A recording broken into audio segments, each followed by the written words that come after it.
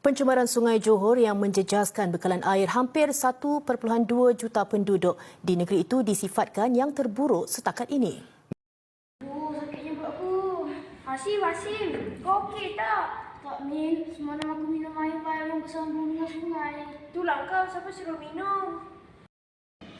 Korang mesti pelik kenapa kita tak boleh minum air pahit, kan?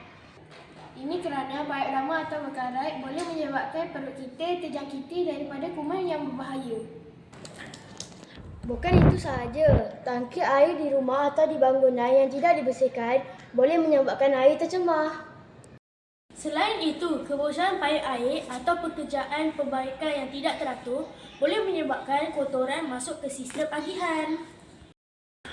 Jadi yang kita perlu buat ialah Pertama, kita perlulah laporkan kepada pihak berkuasa jika terdapat pencemaran di sungai, tasik atau saluran air.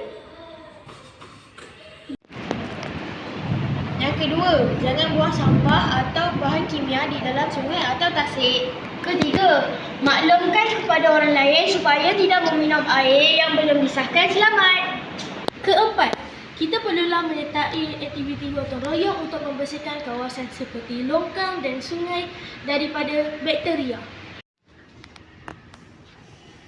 Akhir sekali, kita patut mengamalkan penjagaan alam sekitar seperti tidak membuang sampah merata-rata. Jadi, selepas ini, kita janganlah minum air pahit sembarangan. Kerana tidak semua air yang kita minum selamat. Ya, terima kasih.